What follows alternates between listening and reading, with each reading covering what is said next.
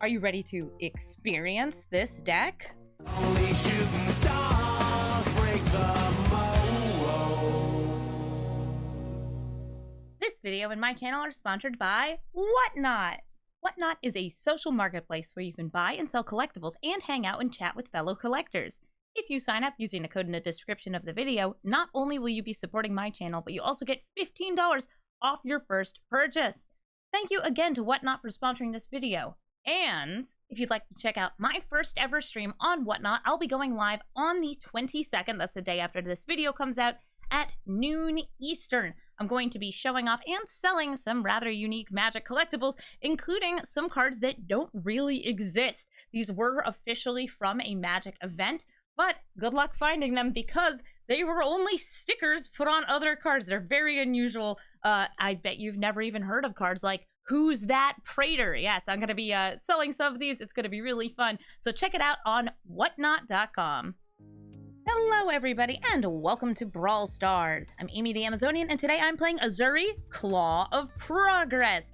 Ezuri, Claw of Progress is an experience commander, which means that it gives you experience counters. Now, notably, these are counters you, the player, gets, kind of like poison counters or energy counters, and they stick around. So, Ezuri might not do anything the first time you play him, but later in the game, you may end up with a bigger and bigger ability. Ezuri, Claw of Progress gives you experience counters whenever you have a creature with power 2 or less enter the battlefield.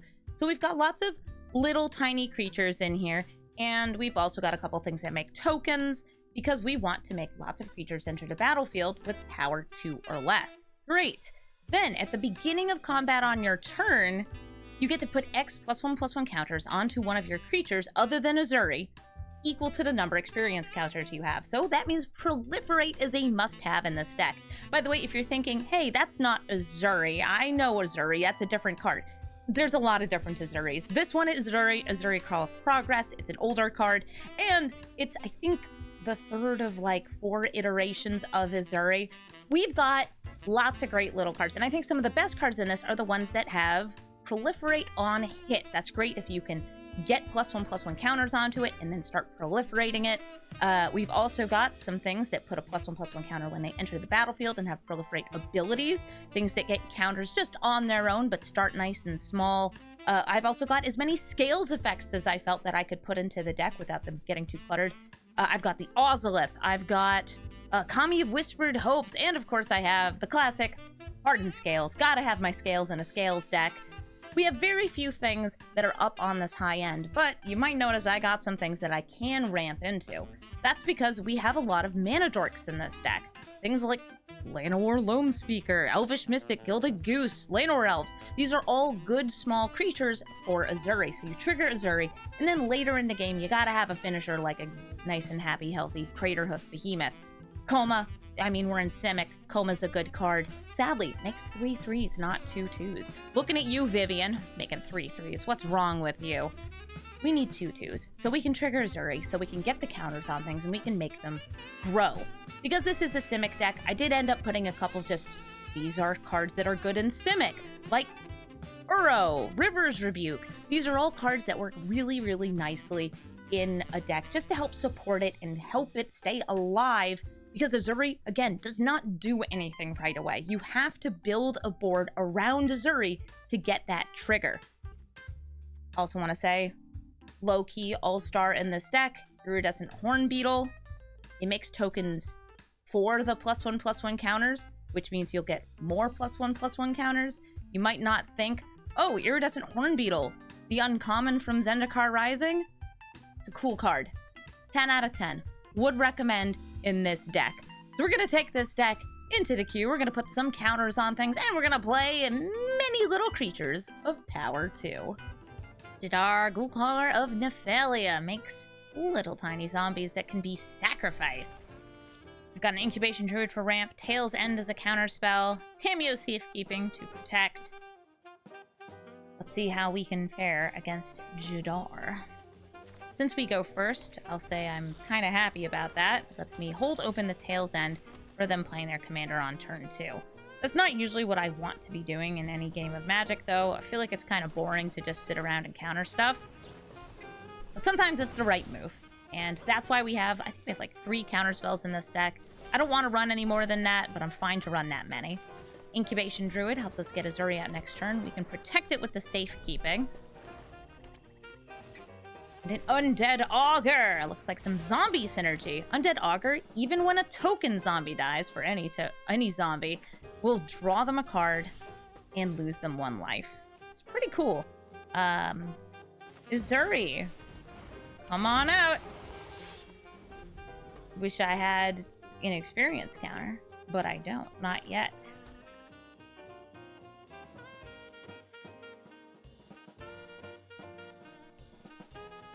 Looking at this little zomboy. Thinking, is it Jadar time? Jadar and Undead Augur are really, really good together. They're probably thinking, do I need to kill Ezuri?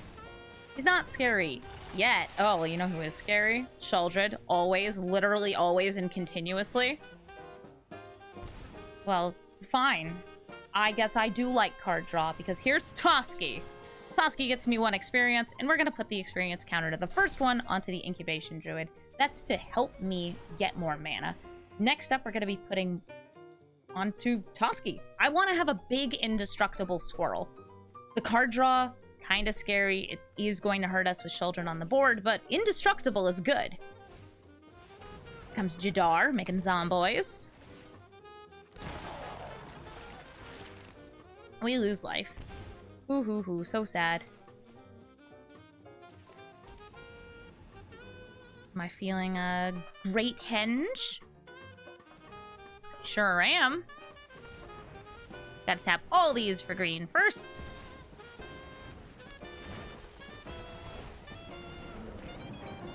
Or it will draw me 2 cards, but I will also be gaining 3 life. Get a little life off that Henge too. Wow, where's the lands, buddy? No lands allowed. Toski has to attack, so Toski attacks.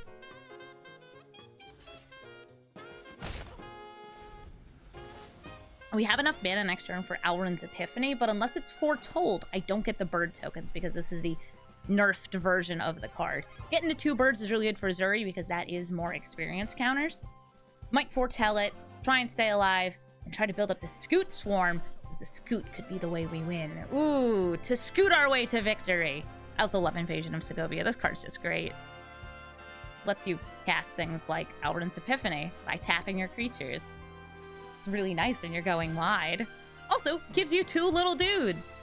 Little dudes are great with Toski. Phyrexian Arena, they're going to lose a life to draw cards, but that's fine because they gain life anyway.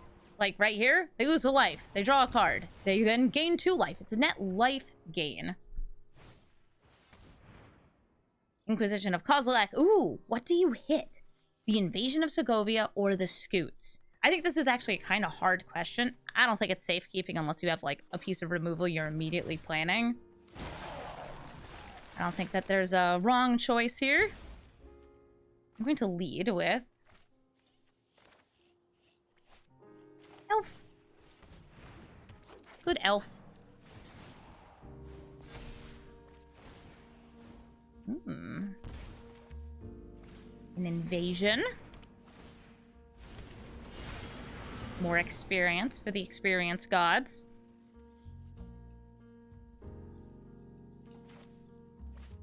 A foretell. Not going to surprise anybody with that one. A very large Toski. Toski, I want you to hit the invasion. See if they block.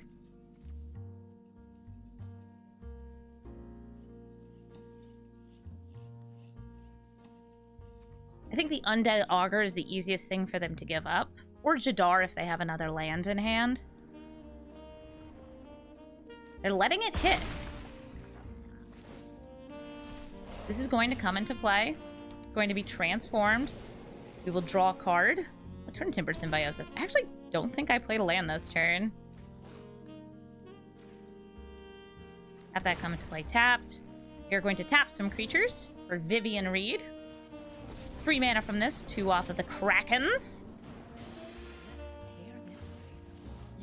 We're plussing. We got Destiny Spinner. Cool. And now we're going to go and untap. Untap, untap, untap, untap. A huge turn for us. We have Tamiyo's Safekeeping to protect something. And if our stuff stays alive next turn, we've got the extra turn, the big buffs, the big boost. We also have Trampling Kraken tokens, which take +1/+1 counters really well, because I do have 4 experience. Indestructible Squirrel, though, got untapped, can block. I feel like the thing I'm most afraid of is if they played Phyrexian Tower, which they could then use to sacrifice a creature to get 2 mana, and then cast Peer into the Abyss for the combo kill. That would be a problem.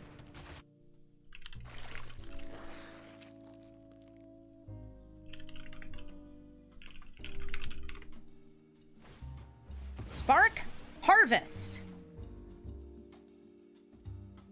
How important is it to me to keep Vivien alive?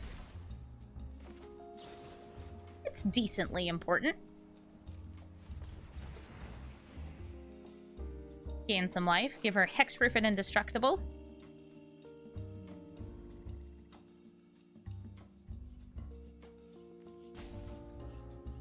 They've got 5 mana left.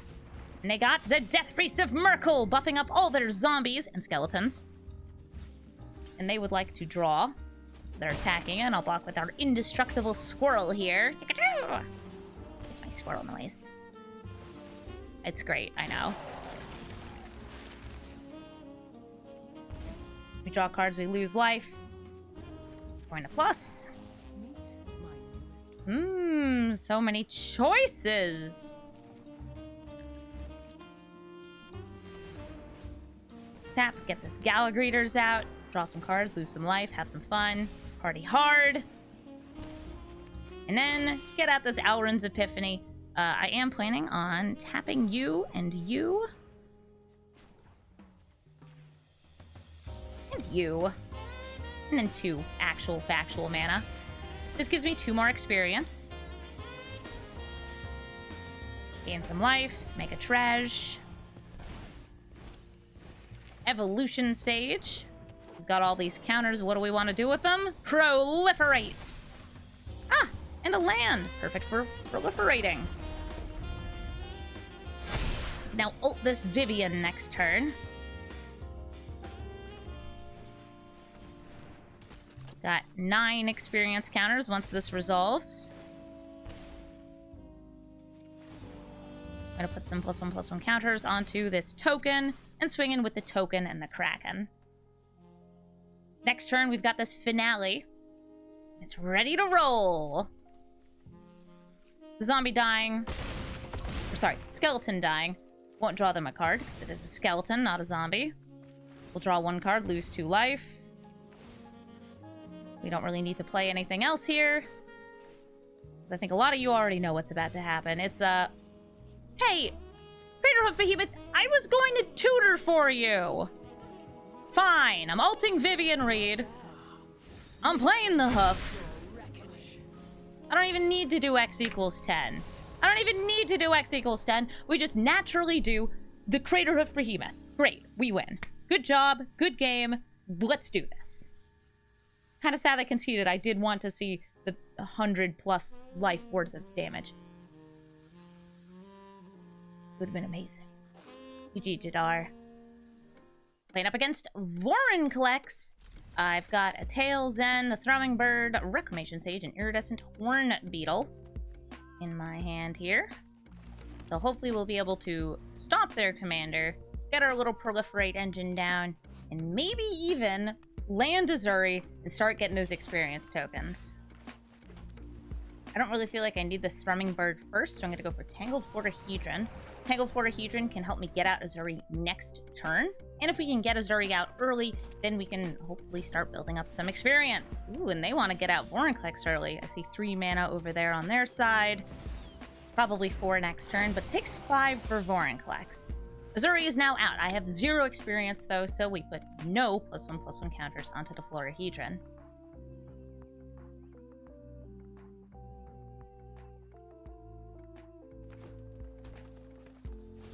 Four mana, Oracle of Mul Daya. Lets them play lands off the top of their deck. I've got 5 mana here. I'm gonna go for this Thrumming Bird. I'm considering actually destroying this Wolf Willow Haven. I could hold up the tail's end. There's a chance they'll hit double lands in a row off the top of their deck. But I just want to get as many triggers for Ezuri as I can. Alright, so let's put these counters onto Thrumming-Bird. Because now, if this hits, it will proliferate and it'll make itself bigger, which would be really great. I think it would be great. We know they have an Immortal Sun on top. I have very few Planeswalkers in this deck, so I'm not too afraid of that. It's a good card, though. Costs 6 mana. They don't have 6 mana.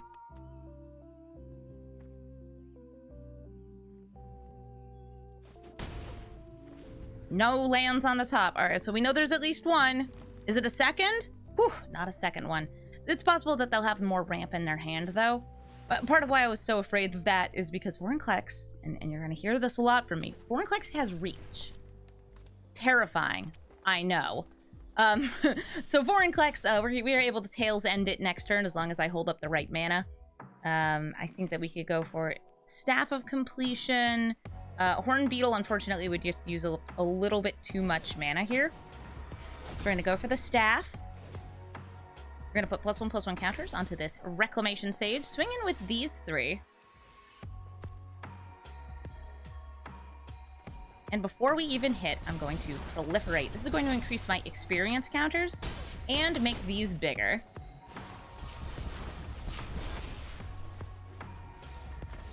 And that's going to be game. Just aggroed out with the power of counters on a Thrumming-Bird. Counters on Thrumming-Bird, really, really strong, as long as your opponent doesn't have a 6/6 with reach. And they didn't. Good job, us. Ranker's playing Etali, Primal Conqueror, and I'm playing clearly not enough blue mana, because there's no blue mana in this hand. We're going to throw those back. Etali Primal Conqueror is the Crimosaurus. Oh, and now we have no green mana. This is fine. This is normal. Etali, when it enters the battlefield, takes the top spell of each player's deck. Nice. Casts it for free. Double nice. Also, it's a Blightsteel Colossus on its backside, and it's not too hard to transform considering that the deck is typically ramp it up. Oh goodness, we got green mana. This is also sort of green mana. And we can cast Carrion Beastcaller. This gets +1/+1 counters when we cast creatures, and when it dies, it lets us shuffle those +1/+1 counters onto something else. Also, just look at that bear, and that squirrel, and that bird. Looking good. They've got 3 mana. Fable of the Mirror Breaker. This does do ramp things. Oh, I can do ramp things too because I have a Kodama. Kodama puts the +1/+1 counter because we cast a spell.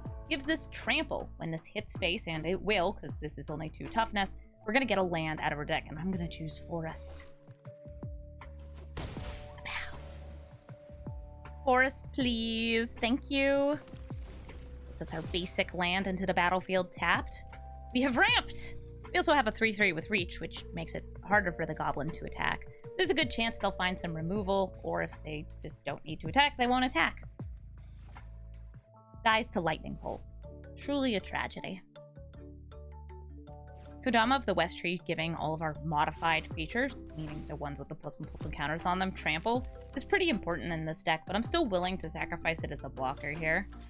Let's see, what do you got? Gonna follow up with some damage.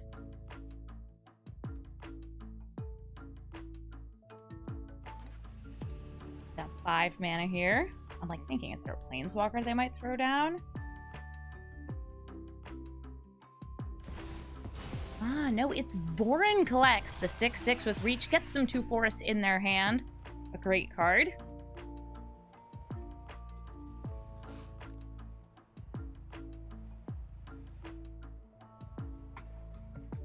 Sadly, I don't quite think I'll be able to get this to 6 power next turn. Let's go for a Scry. We're going to name green on this. I'm going to Scry. Skydiver sounds pretty good. And I'll play Ezuri. I'll put all 0 +1/+1 counters onto things. Looks good. And then next turn we have, I'll say some decent moves. We've got making things bigger, we've got making things bigger, we've got making things bigger, and we've got making things real big. They don't have double red right now, which I'll consider a good thing since Etali. Vorinclex notably only got them basic forests. If you have non-basic forests, you can use them with Vorinclex. Ooh, Panharmonicon. Double the enter the battlefield, and next turn they'll be able to clone a non-legendary creature if they have one. It's a little spooky, just a little. I feel like I don't really have to worry about counterspells. Doesn't matter, Destiny Spinner. It's in this deck for a reason, and the reason is counterspells. Merfolk Skydiver. This is going to continue to grow. Get a +1/+1 counter on... Go for Kodama. Make this Beast Caller a big caller. Swing in for 8. See if they double block. If not, then land. Land good.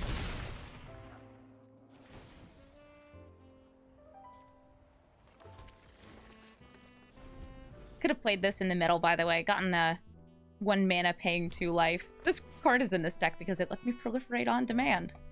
Life is a resource, and I'll pay every single one of it.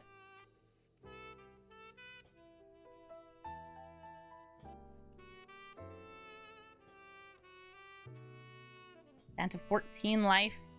They have 6 mana that I can see. They just got their second mountain.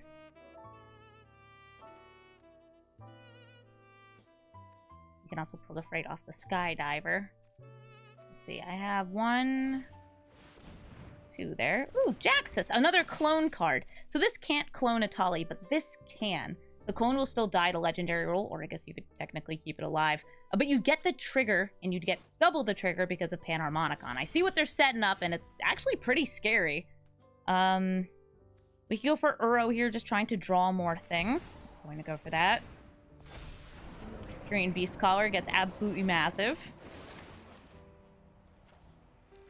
A land into play.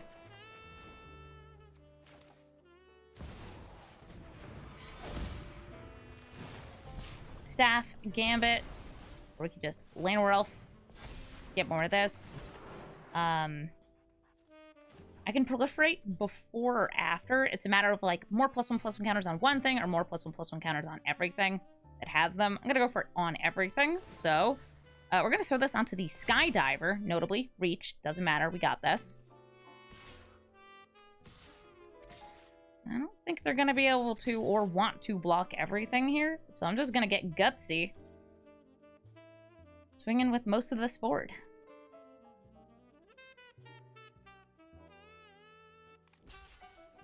Remember, only 14 life remains, and anything with a counter on it does have trample.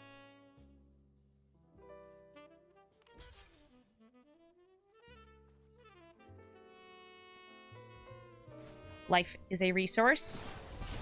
And we shall proliferate! And that's going to be a lethal hit. GG, it's Holly. Tamiyo, Field Researcher.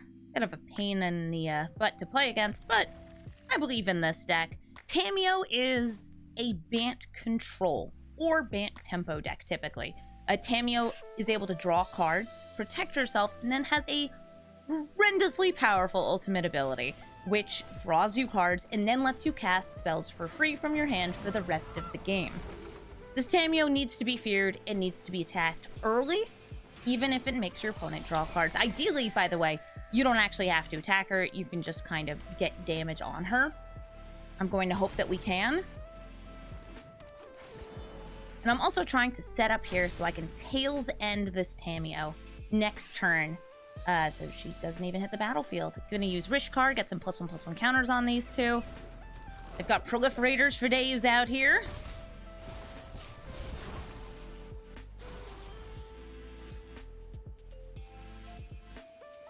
So you got Horn Beetles, don't need that. We got Scoodlebees, Champions of Lambholt.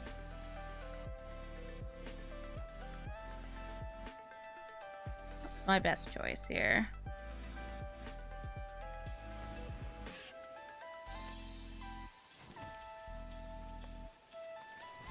That looks good. Make it kind of obvious that I have a counterspell. Champion of Lambholt will grow for each creature that enters the battlefield. This Narset I also do think is worth countering. I don't actually have much card draw here, but I don't want them to be proliferating this and using it to get probably their own counter spells. Get an attack in, okay. No poison available here. Could start with Ezuri this turn, but I'd rather do this. I'd rather go crazy with tokens and try to get a humongous swing next turn. Champion of Lambholt is going to get very large. Iridescent Horn Beetle gets us a lot of little guys. And now all these little things can't be blocked because their creatures are smaller. Urza assembles the Titan, lets them find a Planeswalker.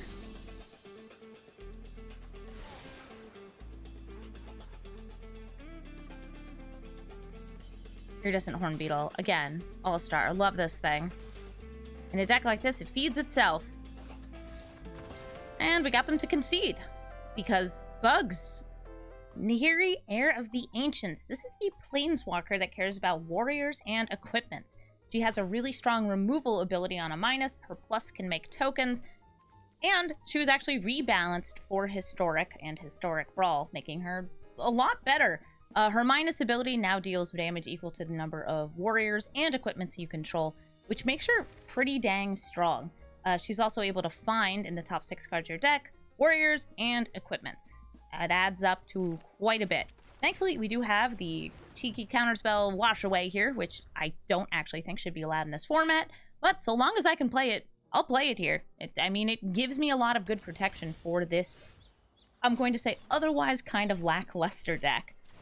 Getting out Tangled Florahedron, trying to get Ezuri out a turn early. We also have Retrofitter Foundry in this deck because it's able to make servos, which are 1/1s, which trigger Ezuri, and then also make servos into Thopters, again triggering Ezuri, and then Thopters into the 4/4 constructs, which don't trigger Ezuri, but hey, I mean, it's an upgrade.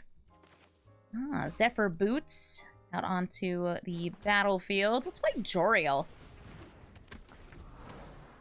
Hello, Joriel.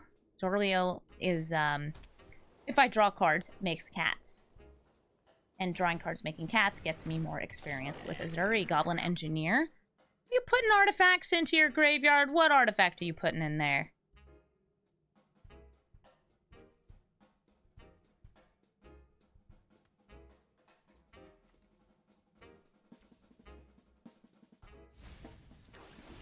Sword of the Meek. Sword of the Meek is really nice with Nahiri since the +1 ability gets you a 1/1, which means this comes out of the graveyard and you get it for free.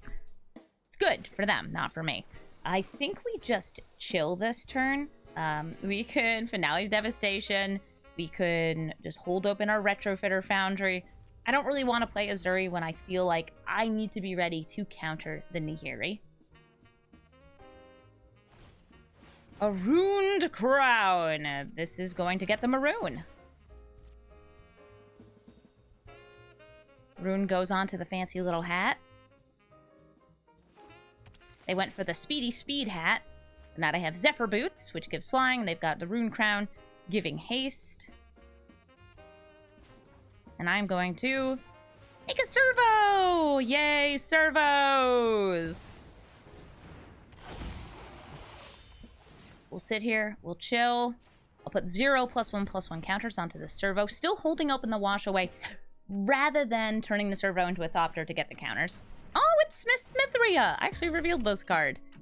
I like when they give me buff ladies to show off. The Ingenious Smith is gonna look through those top cards of the library and maybe, just maybe,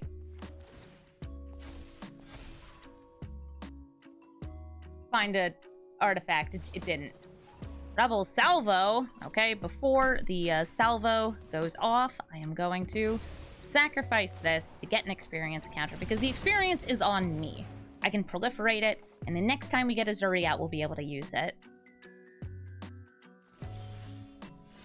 A Thrumming Bird, a Vivien.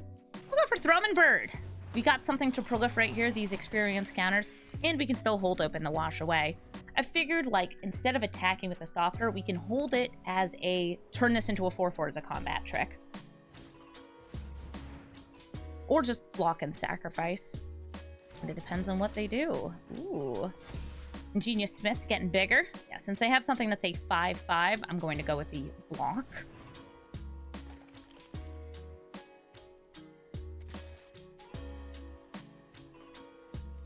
We block.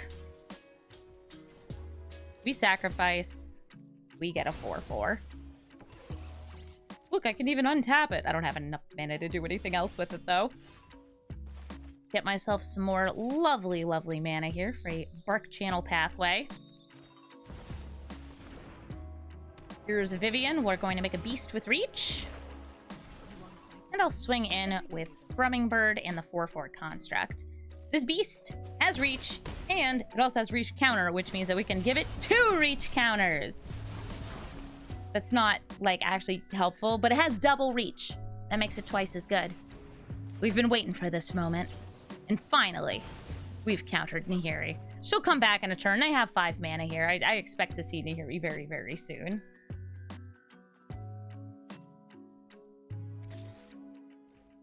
We block, protecting Vivien.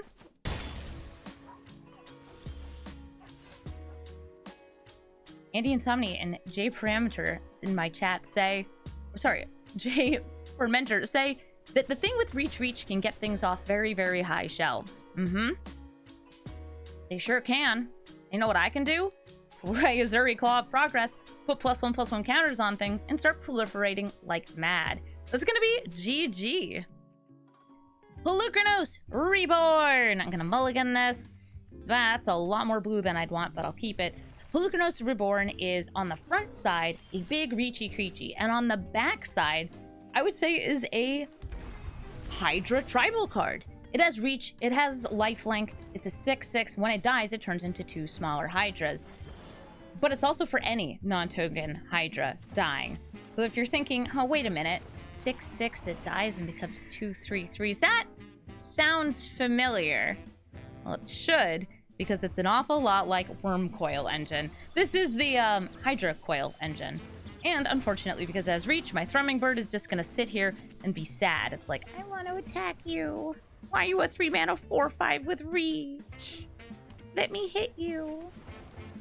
Ooh, Invasion of Gobakon. They'll look at my hand, get to exile things.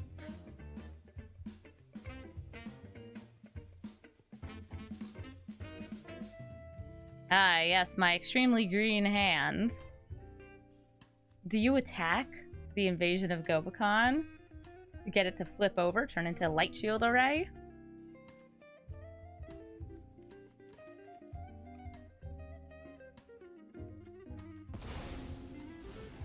Did I hit Oracle of Mul Daya? Okay, means that if I get 1 green, at least I'm not getting more than 1. This is gonna flip, and it's going to put a +1/+1 counter onto Pelucranos.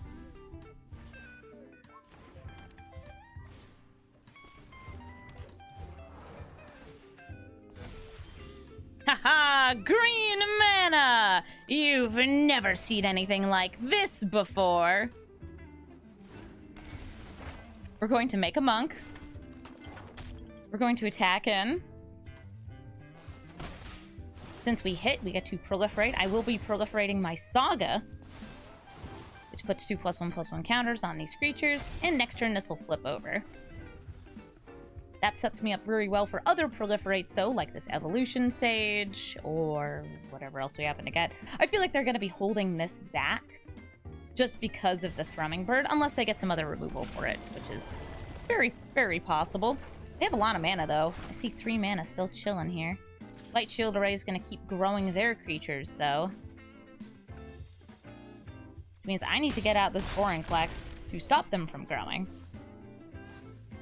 No +1/+1 counters for you, only for me. Please and thank you.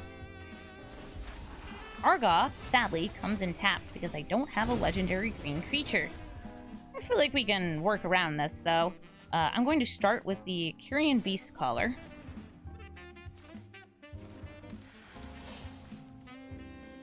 Decline. Evolution Sage. Gets a +1/+1 counter.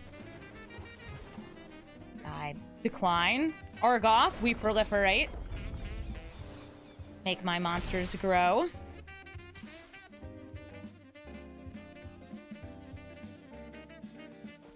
Make them grow some more. Aha! Now I am the same size as your Questing Beast.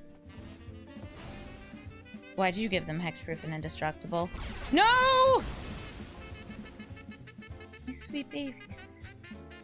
I had a board wipe. And now, am I dead? I see lethal damage. Yup. Good game.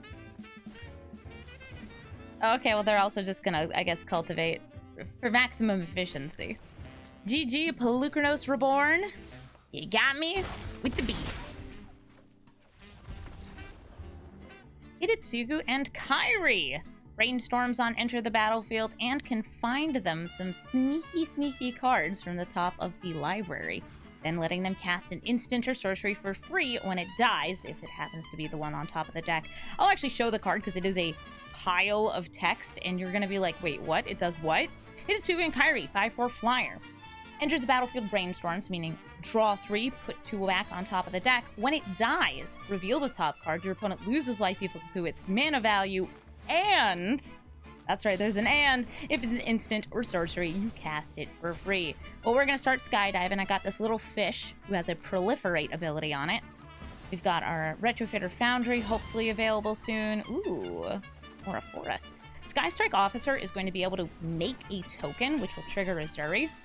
I'm very hopeful that we will be able to get out Ezuri next turn. Come on, mana. And if not, we have Kami of Whispered Hopes. It makes us have more +1/+1 counters, and it's also ramp. Altar of Dementia. A way for them to sacrifice Hidetsugu and Kairi. Here comes Ezuri. So Ezuri will not trigger before combat. Well, especially because it's not going to be on the battlefield. It got countered. And here I was just thinking, oh, well, we'll have a 1 experience for the next turn. No, we have none experience for the next turn. That's fine. Now I have a soldier token. And they have a pristine talisman. A rampant. Witch's Oven, another way for them to sacrifice Hidetsugu and Kairi.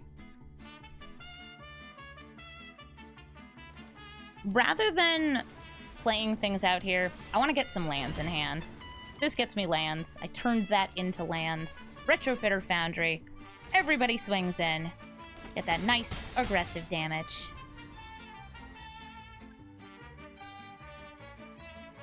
See 4 mana here. There's the 5th. Would you like to play Hidetsugu and Kairi?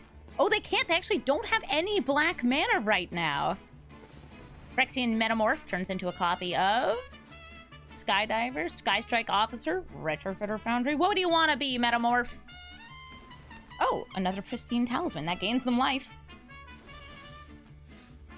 Wonder if there's a board wipe in my very near future. I'm up to 6 mana again. That's kind of great for things like playing Ezuri. Let's try it. Ah! Ezuri lands! We have no experience. We're inexperienced gamers. We make a token. We get experience. And we've got them down to 11 life. And then, of course, they gain 1 here. They're going to gain 1 here. And they're going to gain 1 here. River's Rebuke everything back into my hand. That's fine. Experience is forever. Let's go ahead and get down Ezuri. Ooh, maybe Reclamation Sage? Take out that Altar of Dementia. I kind of like Kami of Whispered Hopes, too. This sets up for the most damage, or the most mana next turn. We have 2 experience. It gets 3 +1/+1 counters, because it has a Scales effect on it, meaning you get an additional +1/+1 counter. And this now taps for 4 mana, which is big. It's a lot. Do you have black mana yet?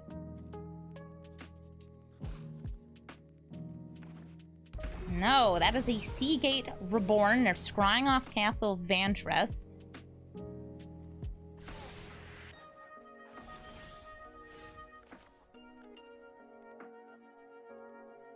How much mana do I want? Why is it all of it? Let's get this Kyrian Beast Caller. Merfolk Skydiver. I'm going to put these counters onto the Kami of Whispered Hopes.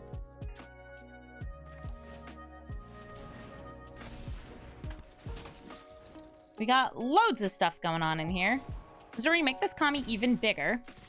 We're going to swing in. I was thinking I could tap it for mana, or I could just hit them. Bring them down to 3 life.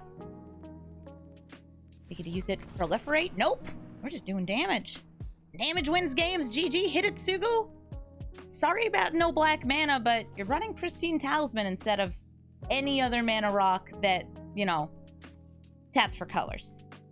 So that one's kind of on you. It's Rankle, Master of Rankles. Rankle is a bit of a planeswalker on a stick, because Rankle, when he hits, gives you a choice between a ton of different abilities, and they're all symmetrical. Both players sacrifice a creature, both players lose a life, draw a card, and both players discard a card. Rankle also is a flying 3/3 with haste, so gotta go fast. And I was about to say, oftentimes played with lots of sacrifice fodder. So we've got Jadar here, who is able to produce delicious, delicious zombies for Rankle to sacrifice. Going to make it hard for me to keep up since I don't have a lot of onboard removal here. Looks like 2 swamps. The zombie is coming in from Jadar. He'll make a fresh one, don't you worry.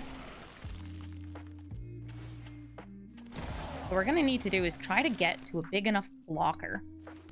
Now, I see like a potential... Okay, we can get the Hydroid Krasis, and then we can go for this, but if they get a land, what do we do? The answer is... try not to die. Die a lot. I'm going to play Ezuri here, and just go for the Ezuri strat.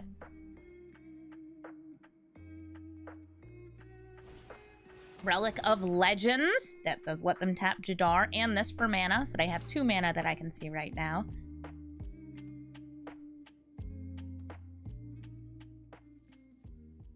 Please don't kill Ezuri. I just want experience counters. I don't get to have experience counters. That's fair. Experience is scary.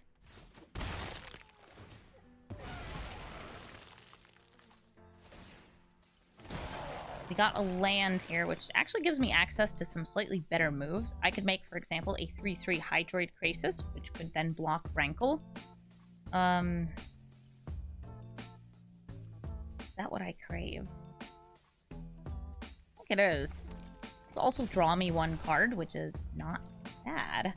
Hydroid Krasis, the most Simic of Simic cards. Pay off for your ramp. Gets you a big boy. Hello, I'm a 3/3, just like you, Rankle. I'm a 3/3, just like you! We could be 3/3s together. Until I proliferate, and then maybe it'll be a 4/4, or a 5/5, or a 6/6, or a 7/7. But Ezuri's not coming out anytime soon. Sorry, Ezuri. We gave you a shot, but you died. Soldier is going to punish any future card draw of mine by making me lose life. Also, it's a legend, so it can be tapped by Relic of Legends for mana. You boggin'? I don't have anything in my graveyard, so nothing actually gets bogged. Oh, and a waste not! Going to turn my discard into, well, a variety of different things.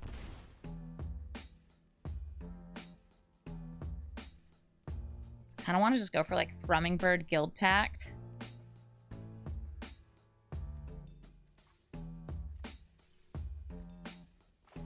Go for Gallagrators. Guildpact Informant. I'm actually feeling some life gain, maybe. Or just a +1/+1 counter for the Staff of Completion. How much life can I pay, though, is going to be kind of tricky. We can only play so much life, because we're going to be losing a lot of life off of Sheoldred.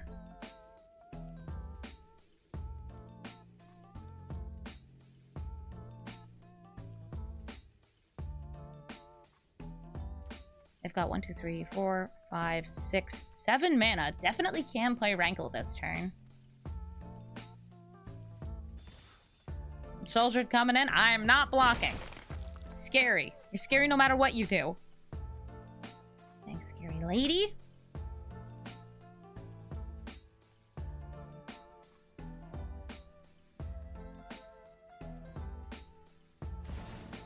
Liliana. Ooh, this is the Liliana that can reanimate. Makes a zombie on plus. More sacrifice fodder for Rankle. I can replay Ezuri. Not that it makes a major difference. They have Ornithopter Paradise here, able to block. The minus ability on this is a board wipe, and it's not that far away. Let's see, what can we get here? More flyers, we can just proliferate. I think what we need is we need more counters on things. Let's just spit out a couple of creatures. 1 or 2, 3, 4 or 5 or 6. You can block some, but can you block all of them? Use Gal Greeters to swing at Liliana, too. Still keeping this back, because I want to be able to block the Rankle. It's important to me.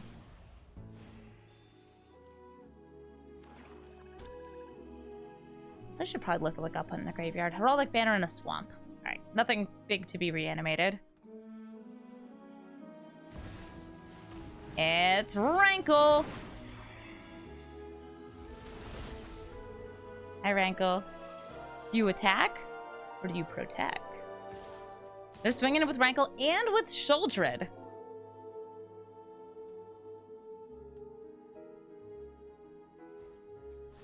I'm going to block here.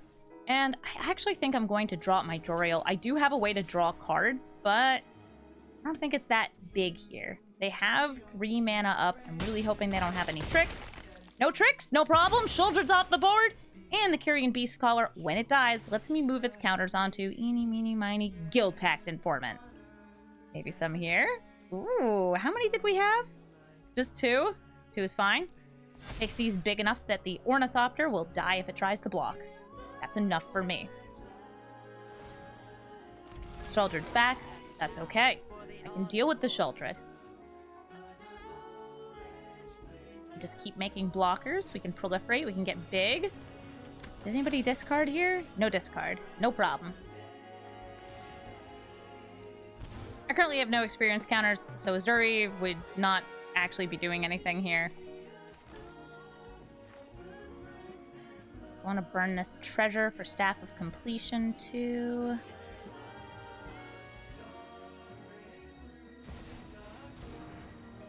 I'm gonna make myself a Reachy Creechy.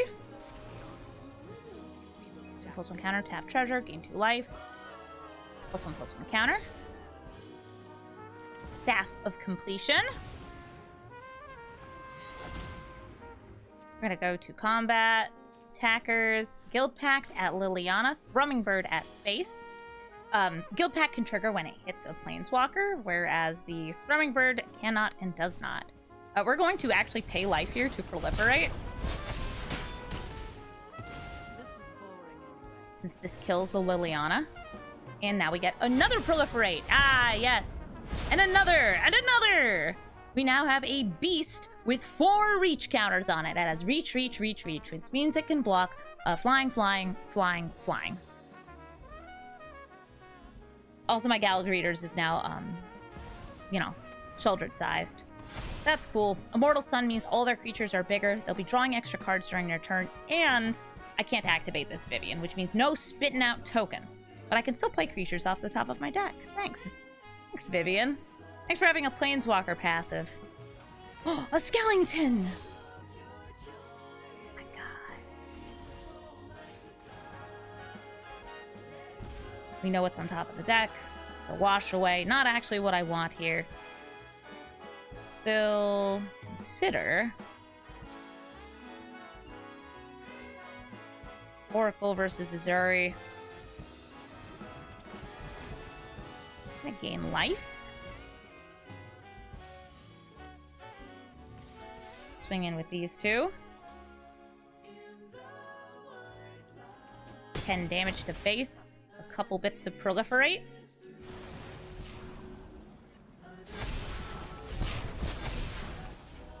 Looking good. They're going to draw 2 cards, which means they'll be gaining 4 life. It's now revealed, by the way, that I have a Wash Away on top of my deck. 6 reaches. Finally, their creature that can block flying, flying, flying, flying, flying, flying.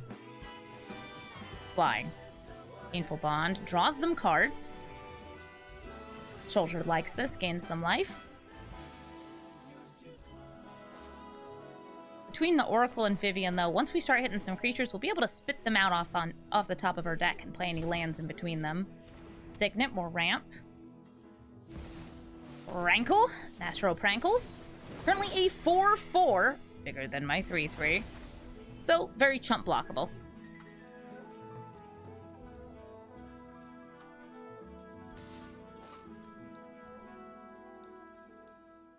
I wonder if Sheoldred wants to come in party too. Nope. Blocking. One of the things I'm trying to decide is, do I want to pay any life here? Maybe. Oh, I don't know. Proliferate? Oh, of course I do. I love proliferating. What a joy it is. And a Vorinclex? For more +1/+1 counters? Love that for us. They've got too many chump blockers, unfortunately, for me to feel like I gotta go big, gotta go fast, gotta go hard. I feel like we are going to be able to bully them into a minor blocking scenario here.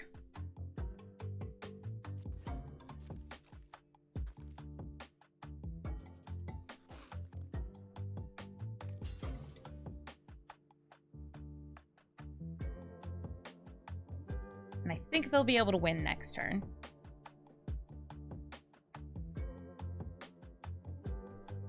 We know what's on top of our deck. It's not a land, it's Scales. Not quite what I wanted. Oh, please, please throw that Sheoldred in the way. That's a skeleton. That's not a Sheoldred, that's a skeleton.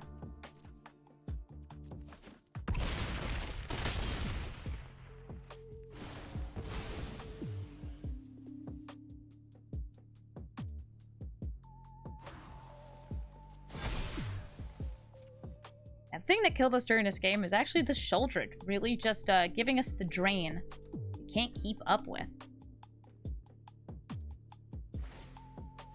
Mr. Skeleton comes back. He has reassembled. Long live the skeleton! They draw, they gain, they draw again, they gain again.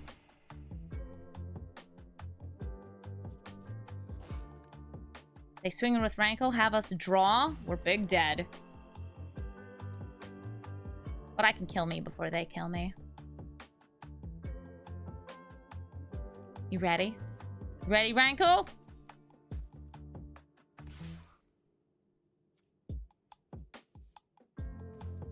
Let's go. Good game. Oh, there's a goose. Hello, goose. Goodbye, goose. We've got an Atraxa as our opponent's commander, and it's the proliferating Atraxa, which is cool because, you know, we're proliferating too. We also have a really nice combination of cards in our hand. Incubation Druid and Rishkar. Turn 2, we hopefully get the Incubation Druid out and it sticks. And then a turn after, we put a +1/+1 counter on it with Rishkar, so it taps for 3 mana. And tapping for 3 mana is a whole lot more than 1 mana, so see if we can line it up. Prosperous Innkeeper comes out. Prosperous Innkeeper? Guess it's an inexpensive bit of fixing. Very often, Traxter Praetor's Voice is a Super Friends commander, meaning lots and lots of Planeswalkers. And lots of Proliferate in our opponent's case. I see Staff of Completion. It's a card we have in our deck, too. And no! An Inquisition! Not my Rishkar. I needed that for extreme mana acceleration. Oh, darn. Our dreams will have to wait for another day. I suppose I'll just play Ezuri and try to get some experience. I don't have any yet. I'm a novice.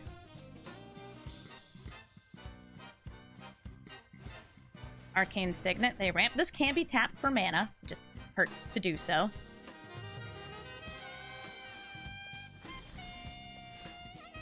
Play this land, get out some weenies, by which I mean a couple kitty cats. Unless, is this a Tail's End, maybe? Counter spell? Actual factual counter spell? I wanted 2 cats. Nobody lets me have 2 cats. Is it time for Atraxa? There's nothing to proliferate, but they certainly can play her this turn. And she is a very powerful attacker and blocker. The combination of keywords on this thing is nasty. Oh, and the combination of words on this thing is nasty. Teferi Time Raveler bounces things back into hand, draws cards, and stops things from being cast on your turn. In the original version, it actually stops things from being cast at instant speed. Terrifying. This one also costs 1 more and comes in with more loyalty. Okay, Teferi. Putting Ezuri back into my hand.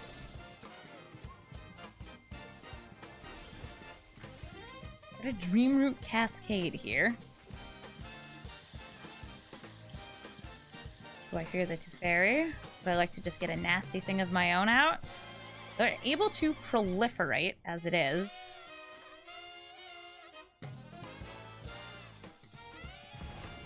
Vivien.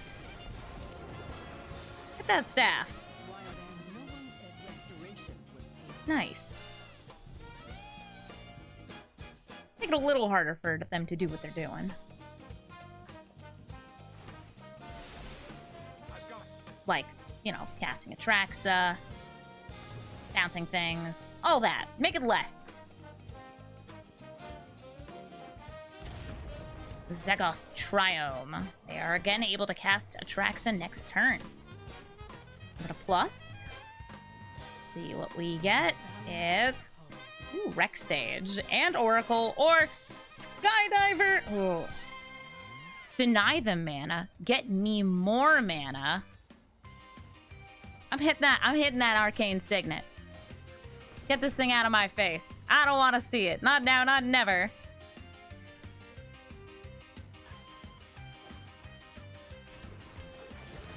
Also, I can tell they have a spell that costs 1 mana. Wonder what it was. I guess we'll never know. Pass through. No attacks. Ezuri.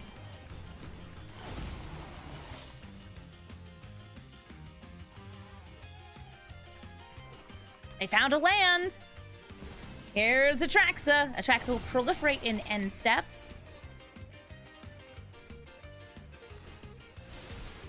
Trust me, I have a plan. Now Teferi is back up to 5 loyalty. Hey, Washaway, you're a little late. If we're willing to sacrifice Vivien, we can just destroy the Atraxa right here. I don't actually think that that's that bad of an idea, so let's go for it. Bye, Atraxa! I don't want to ever think about you ever again. I could have proliferated first off Karn's Bastion, just to keep it alive. Probably would have been an alright move. But I guess killing their Atraxa and then killing their Teferi is enough to get them to leave the game, so I'll go ahead and say that was the right choice. GG Atraxa. Thank you so much for watching this episode of Brawl Stars. As always, if you'd like to come over to my stream, watch me brew my decks, play my decks, and have a great time, come over to twitch.tv/Amazonia. It's my main channel. Also, if you've been wondering, Amy, why haven't you been putting out that many videos this week? Legend of Zelda Tears of the Kingdom came out, and, well, it's a good game. And I have spent many, many hours playing it instead of playing Magic, because there's a lot of stuff for me to do in that game, and I'm going to keep on doing it. If there's a commander you would like to see me build, please let me know in the comments. Also, if you come over to our chat, I usually do polls when we're deciding who to build next, so you can actually vote on which card we build as our commander. Again, thank you so much for watching, and have a brawlful day.